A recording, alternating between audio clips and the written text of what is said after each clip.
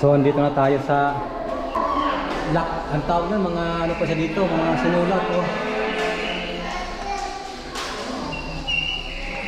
Diba? Oh.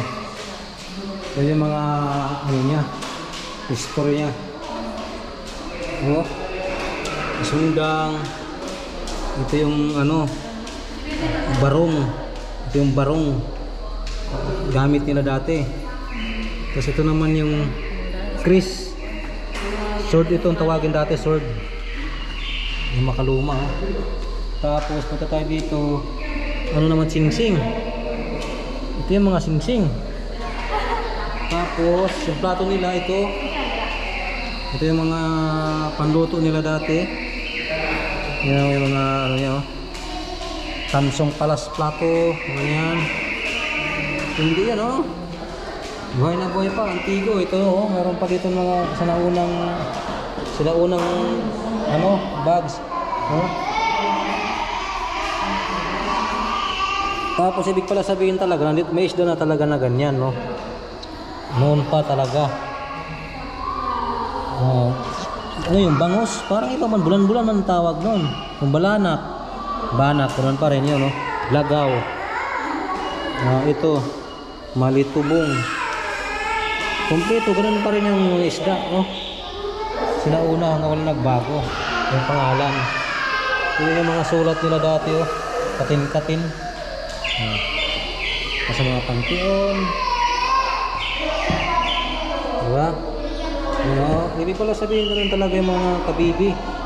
Iba-iba, pero bibihira ka na mga kuita ng ganyan kabibi. Ito, ganyan, ganyang kalaki na kabibi.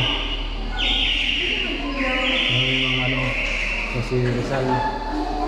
Tapos ito si Laman yan. Ito, si Napoleon.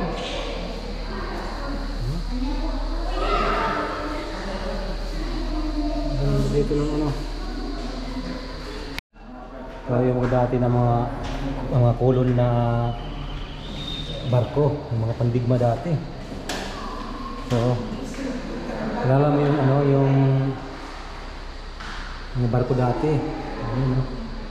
Tapos yung mga hanggang ngayon suot pa rin yan, mga ganyan mga Pilipina talaga na mga suot.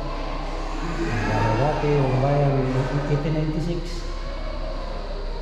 Kasi ito yung 1896 ng December, hindi ano na si Rizal dito.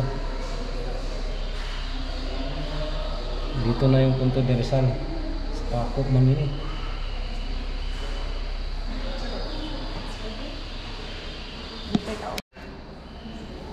So guys, itong bali, titingnan natin yung mga dati niya na mga sinulat ba. Hindi na kasi mabasa ngayon no. Yung gaganda ng mga sulat nila o dati oh. Ni Rizal mga yan oh. May signature pa niya. So, saan nakapunta na tayo sa museum? Punta tayo sa bahay niya.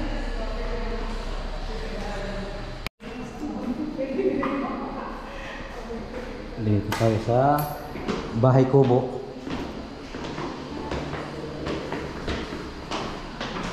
Bahay kubo niya. Ang ganda guys, ang ganda sa loob. Astig, pwede pasyalan dito. Sa dapitan to eh.